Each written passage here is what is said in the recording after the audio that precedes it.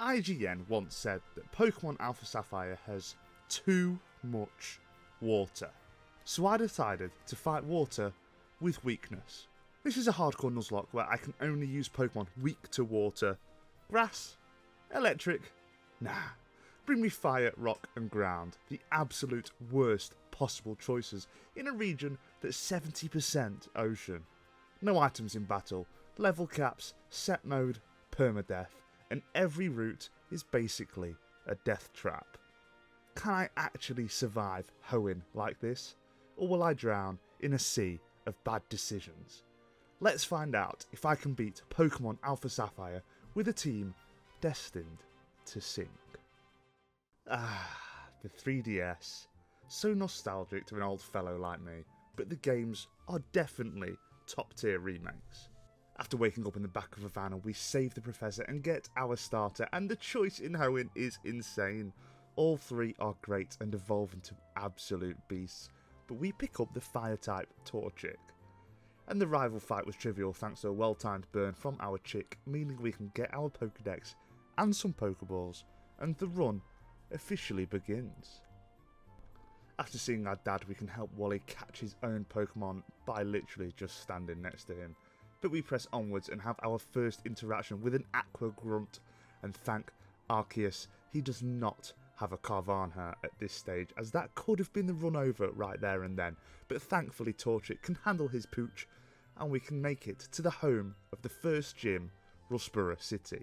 But this little burb can't do anything against the rock type Pokemon, as it doesn't learn double kick until it evolves, which is beyond the level cap, so I head to Route 116 where we can pick up a Nincada.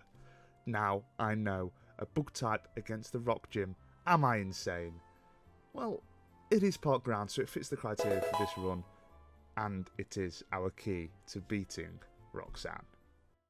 You might be laughing right now, but listen, I'm not proud of this strategy either, but needs must. We start the battle by getting the Geodude down to -6 accuracy using Sand Attack, and only get hit by 2 Rock Tombs in the process, activating our Berry to keep us above half.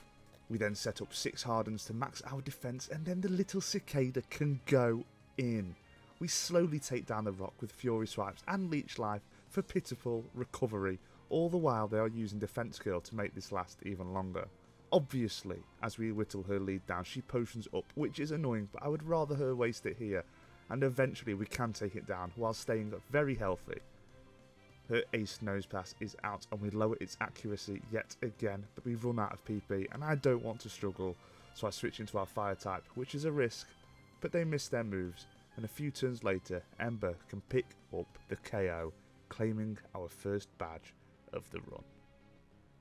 After dealing with yet another Aqua Grunt who has no Water type Pokemon, what a result, we get the Devonparts and set sail with Mr. Briny to Doofa Town, where we could pick up another encounter, but I decide not to.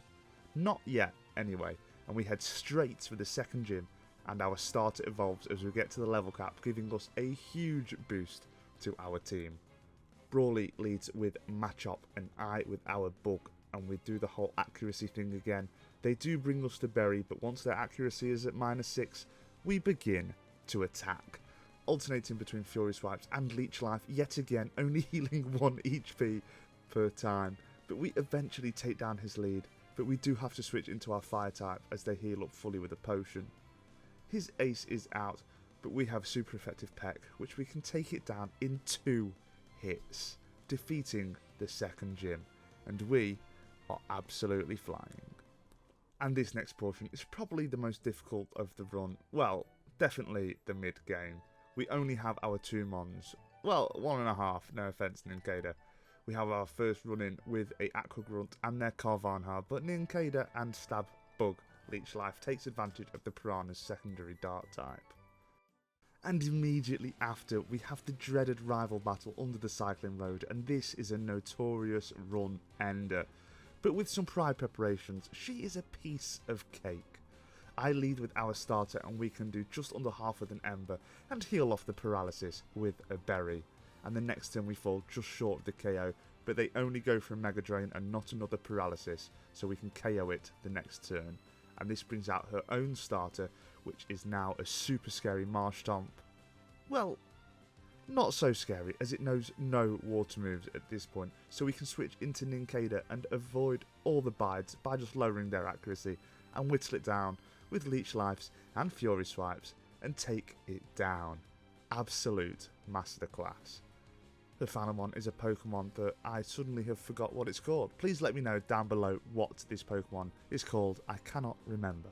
But we can easily switch back into our starter and safely take down her fire type. Easy peasy. And full disclosure, I thought we could get a Rock Smash encounter now, but we can't, so I have to beat yet another major battle with just these two mons. Watson is the third gym leader and Nincada can go in, and not how you think. We can fire off 4 times super effective stab boosted Mud Slap for the 2-hit KO on his lead Magnemite. His second mon is a Magneton, and we fire off another which does little but lowers its accuracy enough that they miss their supersonic, and his second gets a crit so they heal the next turn. They start to go for Magnet Bomb for the accuracy, which brings us below half, but we can still pick up the KO. And his final mon is a Voltorb. Shameless plug, used it for the first time in this run and it was very good.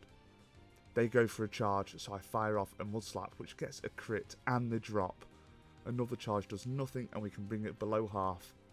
And I know I'm risking it by staying in, but I want Nincada to retire a bug with Valor, so I stay in and a rollout brings us low, but we can get the KO with a Fury Swipes, getting the sweep by my sweet little bug. Making it to this segment of the game deathless was huge as we can get a plethora of encounters.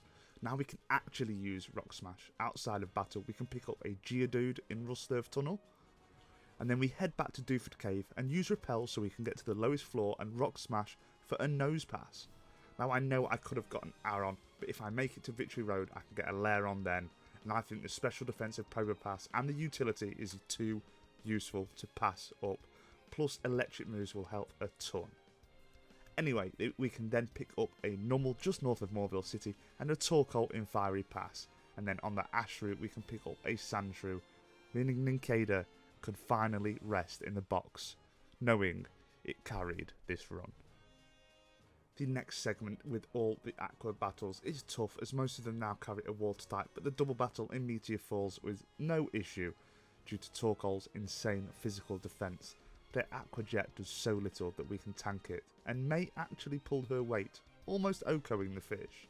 The biggest concern I did have though was that my wife didn't recognise me and thought that I was her enemy, but alas. We then have to deal with them at the top of the volcano and we breeze through the grunts, and my wife challenges me again. I do beat her, but there is still hope for us and I can feel it deep inside. She calls me a brat and says that I will get destroyed, which is just her cute way of flirting with me, and then I have to face Maxie, who now has a Sharpedo, but thankfully it doesn't have a single water move, so we can safely win the battle this time, no thanks to annoying confusion from Swagger. Our turtle can thankfully take it down, snapping out of confusion just in time, and we have enough Rock Stab to take down his bat, clearing this gauntlet. Flannery is the next gym leader, and she was an absolute pushover, so I won't even waste your time talking about her. Like, look at our team. Of course we can easily beat her. 4 out of our Pokemon have super effective stab, and another 4 of them resist fire. This was just an easy dub. Upon defeating her, we get given the Go-Go Gadget goggles from our rival, and we head on into the desert where we can pick up our next encounter. We choose the Claw Fossil and revive it back in Rustboro to get an Anorith. When evolved, this will be an awesome member of the squad, and it has shell armor protecting it from crits, and it is yet another Pokemon I have never used. And we immediately face probably the second easiest gym of the run. On paper, our dad has 2 of the strongest mons ever, but due to their ability, we can practically take no damage from them. He leads with his first Slacking, and I with Graveler. I set up Stealth Rock's first turn as they yawn, so on their Truant turn I'd switch into Torkoal and decide to set up Curses when they Truant and protect every attacking turn.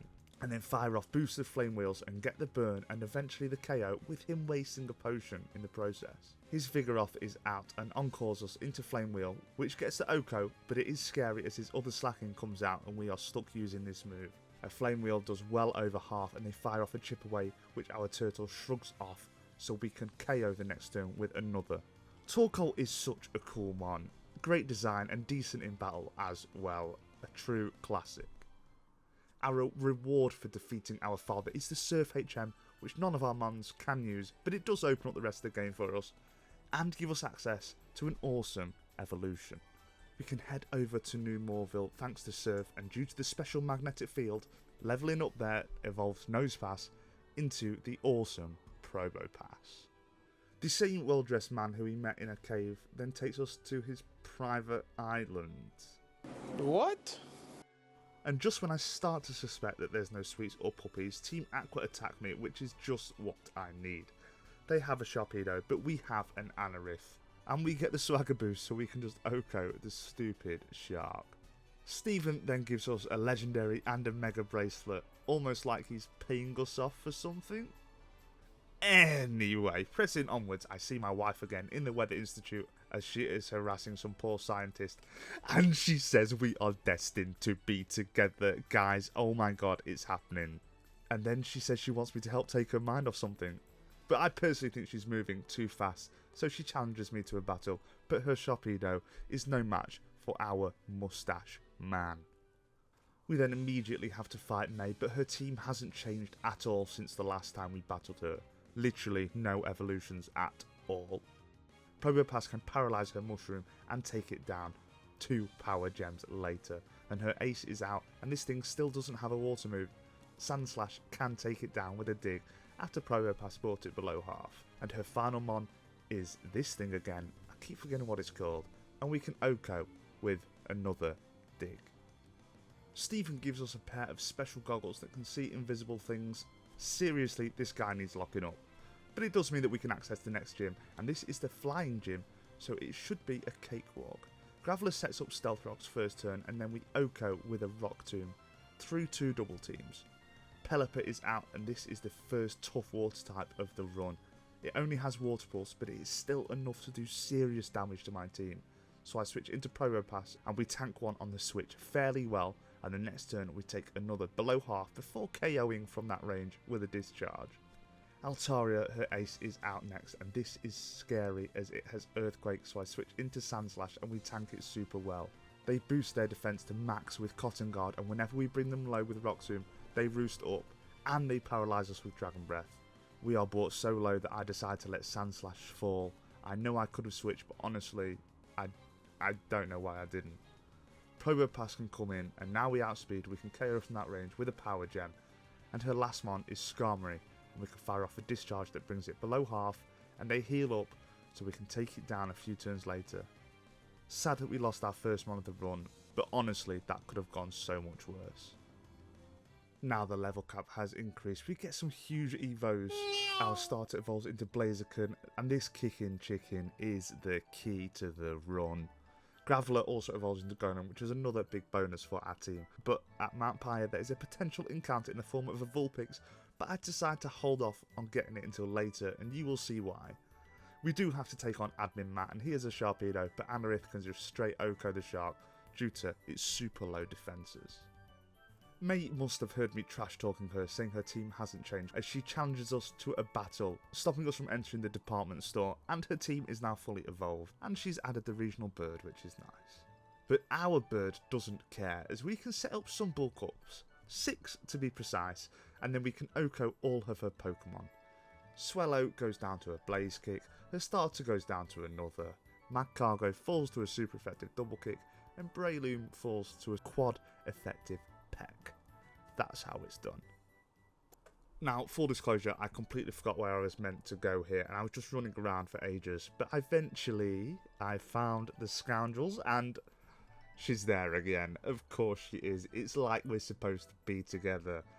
Anyway, she runs away in her submarine, playing hard to get, knowing I can't swim. So I track down the sub, but she's nowhere to be seen. Just stupid Matt and his stupid shark who gets Oko'd by Golem. But the submarine still manages to get away, and you might be wondering why we care so much about it. To be honest, I don't. I just want my wife back. And to show how little I care about a stolen submarine, I decided to challenge the 7th gym against the twins, and this was just boring. I lead Probopass and Golem, and I just press discharge. I do have to pivot Golem out, but that's only because Solrock fired off a solar beam. But with both of them paralysed, this battle is trivial. Gollum comes back out, and despite the calm minds from Lunatone and the light screen, it's an easy dub for the Rock duo. We track down the stolen sub, and it turns out it's just a pawn in the grand plan of flooding our world, and as you can see, our team is sufficiently hydrated and actually allergic to water, so we do have to stop them. So we take on Archie, and this is the first battle where we come up against Mega Evolution. So I myself am allowed to Mega Evolve, which means Blaziken is up, and we get to +6 attack after Mega Evolving with Bulk Up and Oko the Hyena. We also Oko his Poison type, and his bat is out, and we get the one shot with a Blaze Kick, and his final mon is his Ace, and he evolves the Shark, but a stab super effective double kick can get the KO. I'm afraid that was the only way I could see us beating him, even if he did only have 4 mons. My wife turns up and tells him off, but he wakes up the Kyogre anyway, causing the world to be swamped in torrential rain, which is just great.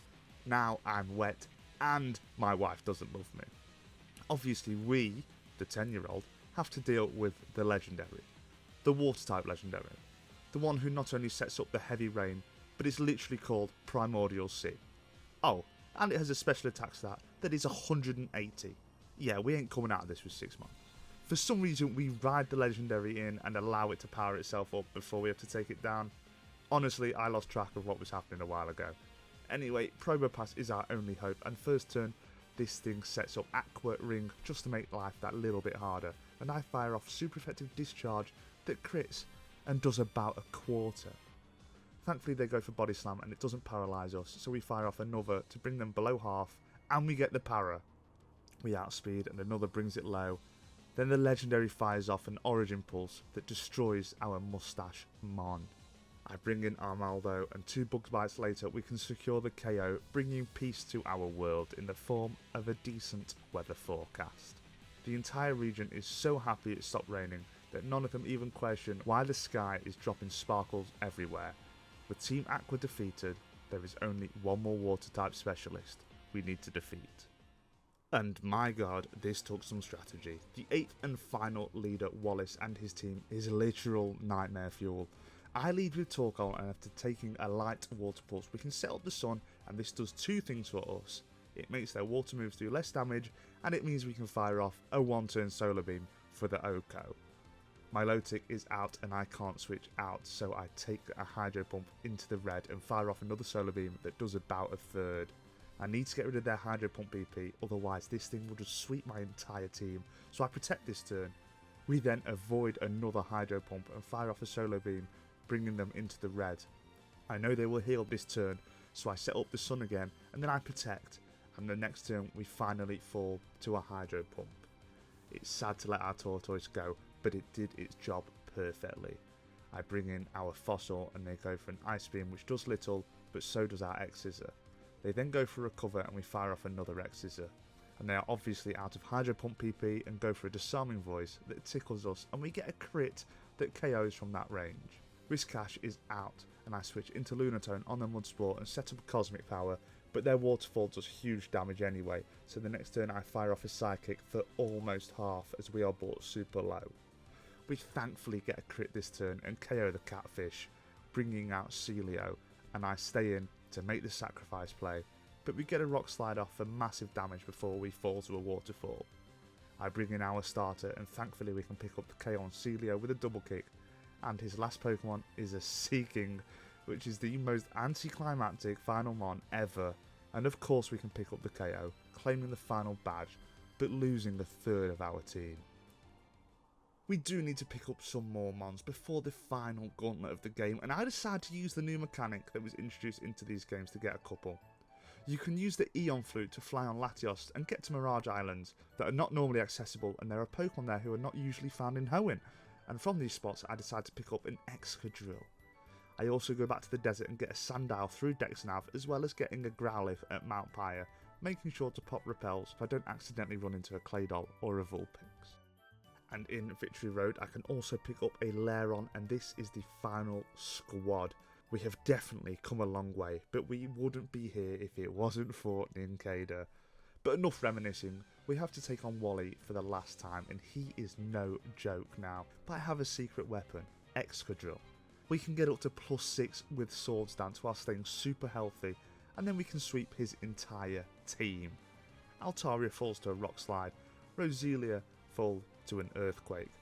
What have I said about final rival battles not having fully evolved mons? Delcatty also gets OHKO'd by an Earthquake.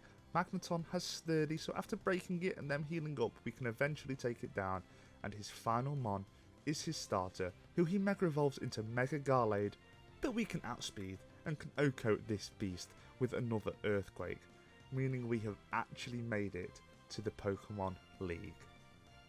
And you know what happens next. We get up to the level cap and we pray to Arceus, and we head on inside. Sydney the Dark Specialist is up first, and this is a fairly simple one. Blaziken can set up a bulk up, but we get swaggered, which kind of puts a spanner in the works. The next turn we break through and set up another, and they use a takedown, but it does so little now we're at +2 defense. We hit ourselves in confusion and take another, but the next turn we can eventually break through and KO with a slash. Shiftry is out next, and we break through again for the Blaze Kick OHKO. His ace is now out, and we snap out of confusion, so it is definitely over, and we can OHKO Absol. We also OHKO Sharpedo and Cacturne as we outspeed each of them, only taking damage from Rough Skin Recoil and a Spiky Shield. Next up is Phoebe and her Ghost types, and I lead with Crocodile, and we can OHKO her Dusclops with a super effective Stab Crunch, bringing out her Dusknoir. A Foul Play does big damage, and they respond with an Ice Punch, which does a respectable amount. They heal up, and we can eventually take it down with a Crunch. The rest of her Pokemon are definitely less scary, I must say, and we take a Fake Out and a Shadow Claw before we can take down the Sableye after they waste another heal, and her two Bannettes both get OHKO'd by our Crocodile. Glacier could be difficult as she has some water coverage, but I lead Aggron anyway, and after Glalie sets up a light screen, we can OHKO with an Iron Tail. Her Walrein comes out and a Surf brings us the Sturdy, and an Iron Tail does exactly half. I don't want to switch anything into a Surf, so I stay in and pray, and our Quick Claw activates, our Iron Tail hits, and it brings down the Walrus. Frozlass is out, and I switch into Arcanine on a Shadow Ball, which does little, and a Flamethrower does surprisingly little, but the light screen wears off. That's why.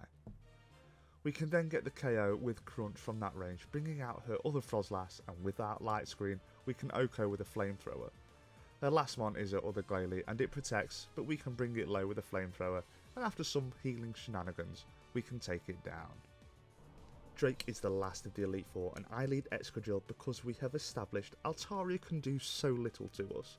I get up to +6 attack yet again, and they match us with Cotton Guards, but we still get the clean OHKO with a Rock Slide. His Flygon is next, and I am expecting the ground move, but I don't care as we outspeed anyway, and we can OHKO. Excadrill is insane. Kingdra comes out, but that still can't do anything as we outspeed that and get another OHKO, this time with an Earthquake. His other Flygon gets exactly the same treatment as the first, and his final one is a Salamence that gets an Intimidate drop, but it doesn't matter as we can outspeed, and a super effective Rock Slide gets the OHKO on the Pseudo Legendary, defeating the Elite Four. The final stop on our journey is that creepy bloke who's been stalking us this run, and we must defeat him or he will lock us on his private island forever. I lead with our dog against his Metal Bird, and they set up the spikes as we leave them super low with a Flamethrower. They heal up and we can bring them low again and take them out the next turn. Aggron is out next, and I decide to stay in, and a Flamethrower does over half, and we survive a Stab super effective Stone Edge.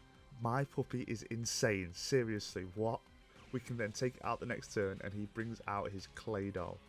We can fire off a Crunch for over half, and we fall to an Earth Power, but that was an insane performance from the dog, putting us on the front foot. Armaldo can come in as they set up a Reflect, which is annoying, so we fall just short of the KO. They heal up and we fire off another. We then trade blows before getting brought low before we get the KO.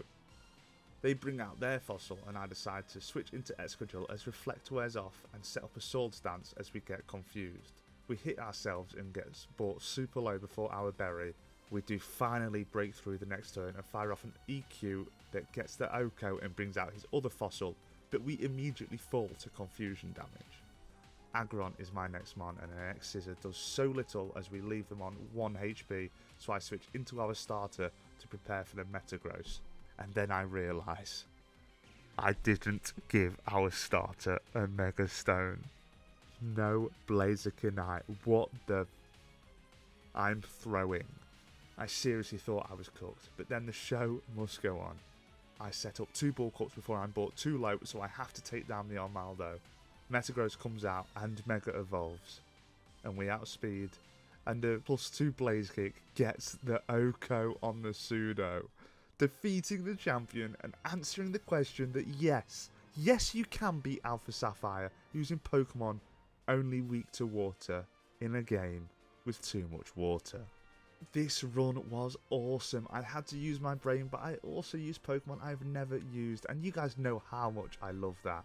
I don't think there's too much water, but there is just enough that I fear for all of my Mons' lives. I thank every single one of you for watching, and if you enjoyed it, hit the like button and subscribe for more wacky Pokemon challenges. And if you've anything to add or a run to suggest, let me know down below. But with all that said, stay classy and have a wonderful, wonderful day.